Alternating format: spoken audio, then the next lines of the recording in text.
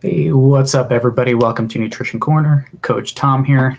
Today we are going to start our little segment on micronutrients. All right, so we went through all of our macros. We're going to start on some micros now. Now, we're not going to go into crazy in-depth detail on each individual micronutrient because there's a bunch. We're just going to do the broad overviews. So we're going to start general theme of micronutrients, and then we're going to touch on water solubles today. Next week, we're going to get into fat solubles. All right. So to start off, the difference between macro and micro. So the term itself, macro, it means we need a lot of them. So we usually measure macros in terms of grams, or even sometimes, not really kilograms, but we measure them in terms of grams. For micronutrients, we're going to be measuring them in either micrograms or usually milligrams. So you'll see either that little UI or you'll see the mg, and that's how we know we're talking about something. We don't need a lot of this stuff. So we're talking about like tablespoons a day for each of these compounds for some of them. So let me see. So the way we're going to think of things, macronutrients, we use them to build things. They're structural. We need a lot of them because it's the building blocks for everything that we're going to do. It builds and creates the structure. It provides the energy for our body to do things. The micronutrients are going to act as facilitators of those processes. So think of the macronutrients as the structure or the infrastructure. Think of the micronutrients as the support staff or the pit crew or things along those lines, because their job is to keep these processes physiologically running. So without them, that's where we get disease and disorder and things like that. So like I was saying, we're going to be talking about water today. So there's water soluble and there's fat soluble vitamins and micronutrients. The difference, it comes down to the polarity, so we're not going to go too crazy into the chemistry on that. We're going to touch on a little bit, talking about electrolytes. But for something to be water soluble, it has to be polar, because water is a polar solvent.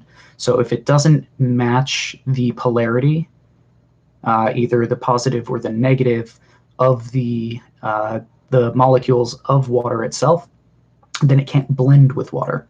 If it doesn't blend with water, then it's not soluble.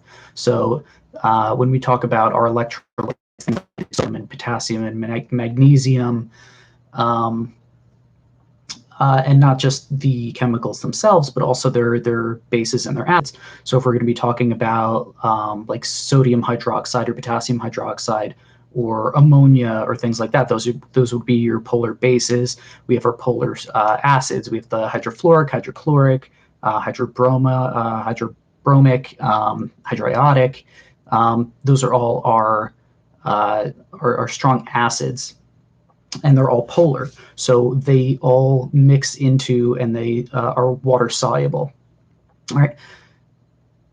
If it isn't water soluble, we call it non-polar. So that's going to be when we talk about fat soluble stuff next week. So when we do a lot of exercise, it kind of makes sense that all of these little chemicals get attached to water, and they tell us that we have to replace our electrolytes when we sweat a lot. Well, the reason for that is kind of like our body throwing the baby out with the bathwater, so to speak. As we're sweating, we're getting rid of this water so that it can evaporate on the surface of the skin, take some heat with it, allow some cooling measures that way. But because these micronutrients are water soluble, they get pulled out with the water. So we have to replace those. Most of them are essential, meaning we have to get it from our diet. Some of them our body can produce and rearrange and create what it needs, but most of them are essential. So the purposes and the functions that they serve, something like B1. So I have my little notes over here. B1, it helps metabolize amino acids. B2 helps with antioxidant, also metabolizes all macronutrients.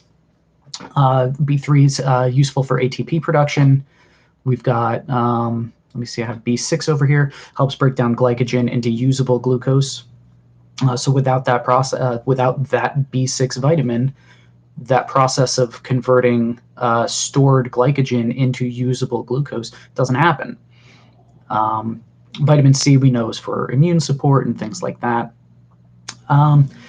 In terms of sources of all of this stuff, anything like your deep leafy greens is going to get you your wide variety of the Bs. Land animal proteins is a good source. Seafood is a great source. Generally, between the greens and seafood, you can cover all bases, but sprinkle in some of those land animals, and you should be able to get like a nice wide variety of everything throughout the week. All right, so that's it for today. Next week, we're going to get into fat solubles. So not too many on there, but some very, very important stuff comes along with that. So until next week, see you guys later.